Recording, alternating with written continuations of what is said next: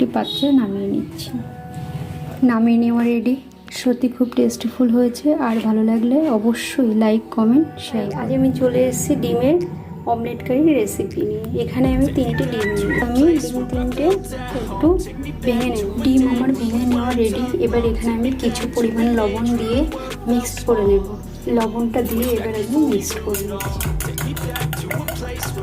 দেখো আমার ডিমটা মিক্সড করা হয়ে গেছে। এবার আমি অন্য একটি পাত্র নিয়েছি, ওর ভেতরে কিছু পরিমাণ সাদা তেল দিয়ে দিয়েছি। এবার সাদা তেলটা আমি এই পাত্রের সারা গায়ে লাগিয়ে নেব। পাত্রটিতে আমার তেল লাগানো রেডি হয়ে গেছে। এবার আমি ফেটিয়ে রাখা ডিমটি এর মধ্যে দিয়ে দিই। ডিমটি এবার আমি পাত্রটি ঢেলে দিচ্ছি।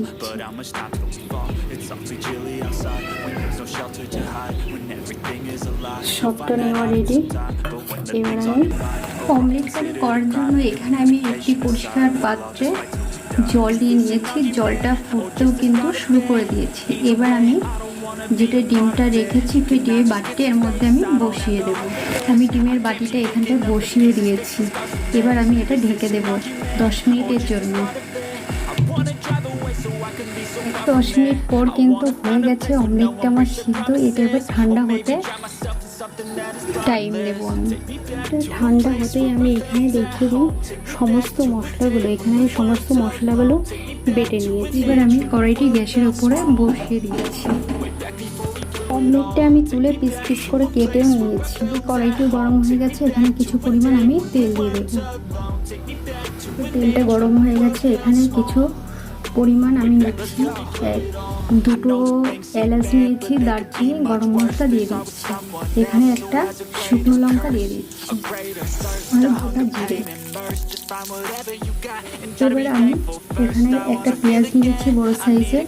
কিছুটা কুচিয়ে নিয়েছি, কিছুটা বেটে নিয়েছি। কুচিয়ে রাখা পেঁয়াজটা ভাজা হয়ে গেছে প্রায়। এখানে আমি পেঁয়াজ বাটা, আদা বাটা, রসুন বাটা দিয়ে দেবো।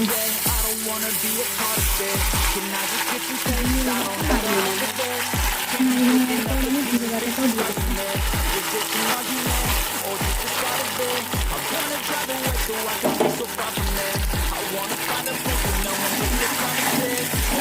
জিরে বাটাটা দিয়ে আমি আবার একটু ভালো করে ফ্রাই করে দেবো। এবার আমি একটা বড় সাইজের টমেটো কুচি দিয়ে দেবো।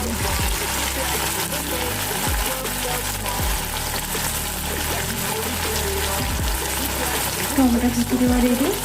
এবার আমি কিছুক্ষণ আবারও নেড়ে চেড়ে নেব।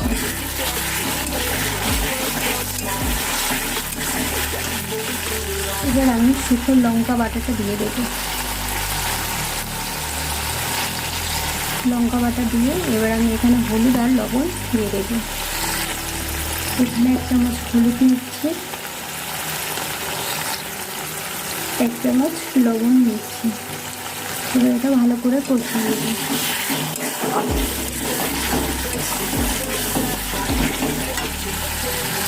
কষিয়ে নেওয়া রেডি। এবার আমি সিজনের পিসগুলো এর মধ্যে দিয়ে দেবো। এটাকে সবকটা আমি দিয়ে দেবো। সবকটা দেওয়ার পরে হালকা হাতে নাড়িয়ে নিচ্ছি। এবার আমি এর মধ্যে খুবই অল্প পরিমাণ জল দিচ্ছি। এবার আমি জলটা দিয়ে দিচ্ছি। জলটা দিয়ে 2 মিনিট মতো নাড়িয়ে নেব। এবার এখানে আমি কিছু পরিমাণ চিনি দেব। এখানে আমি চিনি দিয়েছি। চিনিটা দেওয়ার পরে আবার 1 মিনিট মতো ভালো করে দেখো আমার কষে কষে ডিমের কারি একদম রেডি। এবার আমি এখানে কিছু পরিমাণ গরম মশলা দেব। এবার আমি গরম মশলাটা দিয়ে দিচ্ছি।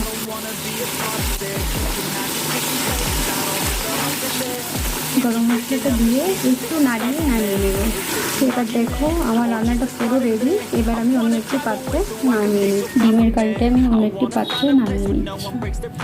নামিয়ে নেওয়া রেডি। সত্যি খুব টেস্টিফুল হয়েছে, আর ভালো লাগলে অবশ্যই লাইক কমেন্ট শেয়ার করুন।